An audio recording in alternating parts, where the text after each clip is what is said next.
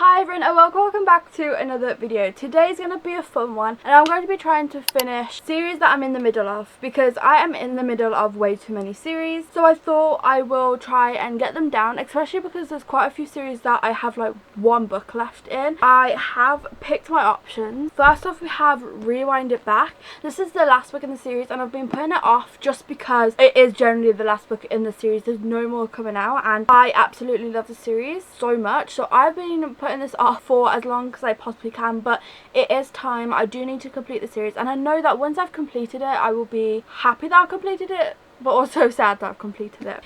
Then we also have King of Envy. This is the 5th book in the series. It is the last one for now, but there is going to be a 6th one coming out very soon. But I would like to read this one before the 6th one comes out because then I can just obviously like continue it. I would like to get to this one. And again, been putting this one off for a while. There is no reason for it of why I've been putting it off. I have just been putting it off. I think it's because I've enjoyed the other books in the series and I wanted to like wait as close to the other releases as I possibly can because I believe there are meant to be like 7 books in the series. And then finally we have Ruckus by LJ Shen. Now this one isn't the last book in the series per se, but it is the 3rd one, including the novella. And this series I've been reading for way too long. The first book I read in like 2021 and then the novella I read in like 2023. So this has just been like something I need to read for years now and I would like to get the whole series read. Even if I can read this one, I'll be so happy to just continue on with the series and make a move on type thing. So this is also going to be another one that I'm going to be trying to focus on starting, but the first one we're going to start off with is Rewind It Back. So I ended up finishing Rewind It Back all in one sitting, which was surprising to me. Well, not really actually, because I knew that I was going to enjoy it, but surprising because I've been a bit slumpy, so that was a positive thing, although I didn't get any updates throughout, but that's also because I just didn't want to put it down. So this follows Hallie, who moves to Chicago for an interior design internship, only to discover that she is living next door to her childhood sweetheart Rio, who is a professional hockey player. Now what I really enjoyed about this was that it was a very unexpected storyline. I loved it, but when you see Rio in like the other books, you know that he's like going through something, but the way that this portrayed it, like the storyline in general, I just wasn't expecting, but like in a good way. And Rio did surprise me because it was not what I was expecting at all seeing him in the other books. I loved that we got past and present chapters and I found it very interesting going back and seeing their story and all of that, and then obviously going back to the present. I feel like this was a fun way of ending the series and I love that we got quite a few cameos of all of the characters together, and like I said, especially with it being the last book, it was nice to see. And honestly, I miss them already. I miss seeing them together. I'm actually like really sad that it's over. I have been putting this off for a while. I do refuse to believe that this series is over, like if only there was more, but I am tempted to reread. I'm not gonna lie, I'm already tempted. I loved getting Rio's point of view and understanding why he was struggling to love or hasn't found anyone to love yet, obviously because he's still in love with his first love, and that's not a spoiler because it's part of the whole story. And the fact that it impacted him so hard and it is portrayed in this book, you can see how heartbroken he is. I loved that throughout this book you got that Rio knew what he wanted. He wasn't afraid to try and get what he wanted either, and like I said, in the other books I feel like he doesn't like portray like that, but in this book that is definitely how he is. He is sure of what he wants and he's gonna go and get it. I love the angst and the tension between Hallie and Rio throughout the book. From the moment that they got back into each other's lives, you could just tell that there was like a lot of unsaid things going on. I have rated this book 4 stars and that rating is based off my enjoyment compared to the other books. That is how I've decided to rate this. But now I am going to move on to King of Envy. I'm excited for this one. Don't know too much about it, but I'll give you all an update once I have one.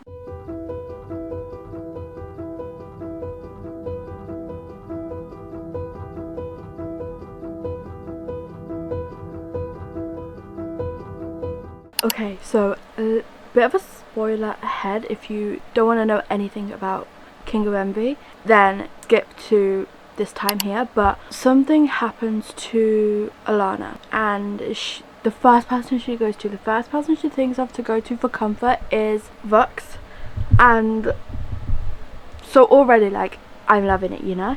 And she goes out all emotional, all that stuff, and then obviously Vux being Vux, he ends up going to the like agency type thing, either way, to put in a complaint, and this woman tries to pin it against her, like this woman tries to pin it against Alana and Vux, and Vux thinks because she's effing mine, which is like, you know, already. But then, not only that, he then goes to the man that is the problem, if you know, you know, and beats him up. Which is, I mean, valid, you know, completely understandable, acceptable for what he did, but I love it. When I said that, like, I wasn't really, like, feeling them before, you know, but now I'm obsessed. I'm feeling the connection. I am loving these characters. I am having a great time. So, I just thought I'd give that little update. I'm currently filming on my phone because I've left my SD card in the other room, but I am 53% into King of Envy, and I was wondering how this like marriage thing was gonna play out, whatever, with like, I'm not sure if you pronounce his name Vuk or Vuk, I'm not too sure. I'm gonna say Vuk from now on, I think, but either way, with him obviously being like not happy with it, all that stuff, trying not to spoil things is all I'm saying.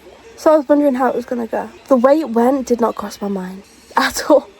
That genuinely shocked me. Yeah, we have that. We have that. I can't believe it just happened the way it did. I just had to quickly give that update though, because what? One thing I was saying about this book is that the feelings were, oh, my light is dying, I'm sorry, I forgot to charge it, but was the feelings were happening way too quickly. I like the fact that I'm at 68%, and so it's serious has only just happened between them. Like, yeah, they've had like a kiss here, a kiss there, but now things are starting to feel real. So yeah, like I said, feelings were quick, but I like that. So it's just only happened until now. So I just thought I'd give that update.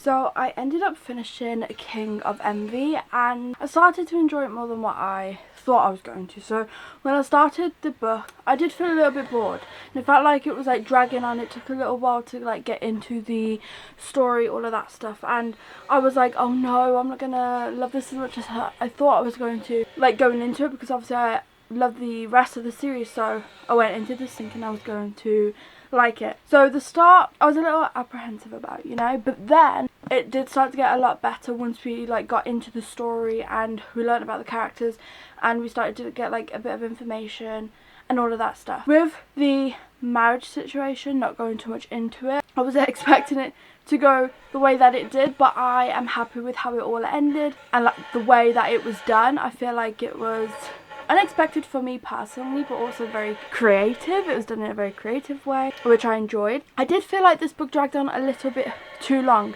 I will always be one of those people that say, why do romance books need to be over 500 pages? Just because generally I always feel like they do drag on a little bit too much, which I did start to feel like in this one. I felt like they was dragging some things on that just didn't need to be dragged on, or repeating some things that they had already talked about quite a lot. I absolutely love the characters in this book. You really feel the connection.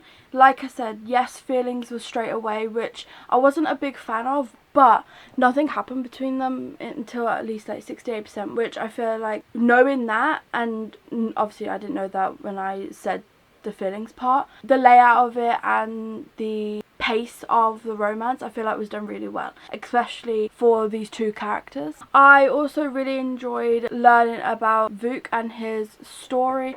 I still don't know how to say his name, so I'm sorry if I'm saying it wrong, but his story and getting to understand him on a deeper level and learning his story and how he ends up seeing the world and why he sees the world the way he does and why he does some of the things he does. Also learning about why he is mute, so I also found all of that interesting. I also found Ayana a very interesting character to explore, especially with the way that she kind of had to open up to the world and see like a different side of it. And seeing her having to go through everything that she did was a lot, but very interesting. But I also feel like she grew a lot as a character as well, which I enjoyed seeing also. I felt like the two characters together worked perfectly.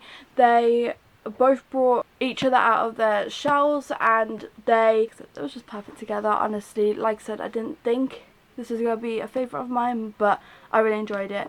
I think I'm going to rate it 4 stars just because, like I said, it did drag on a little bit, but I really enjoyed this story.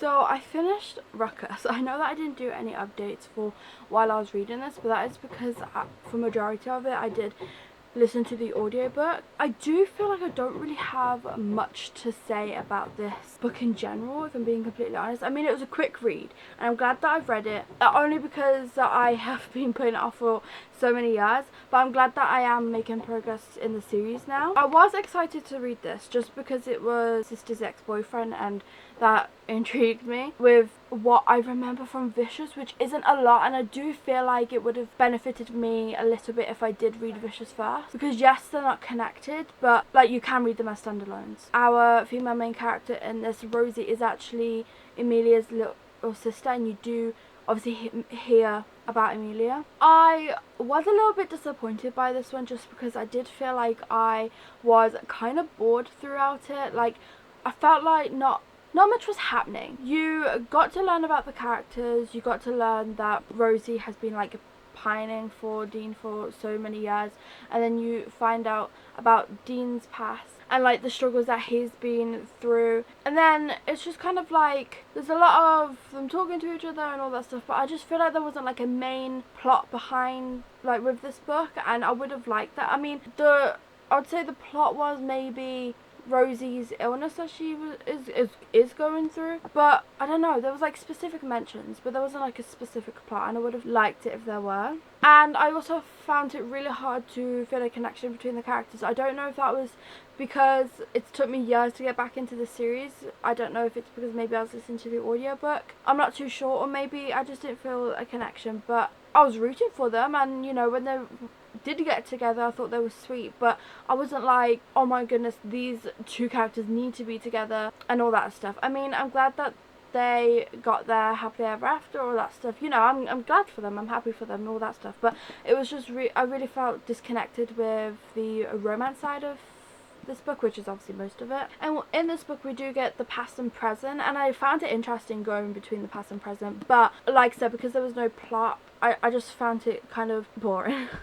And when you find something out in this book, specifically about Dean and kind of his relationship with Emilia, Rosie's sister, you are kind of just like, why? Or at least that's what I'm like, without spoiling anything. My question is why? If you know, you know, but his reasons and all that stuff, it's just like, why? You just wasted everyone's time, you know?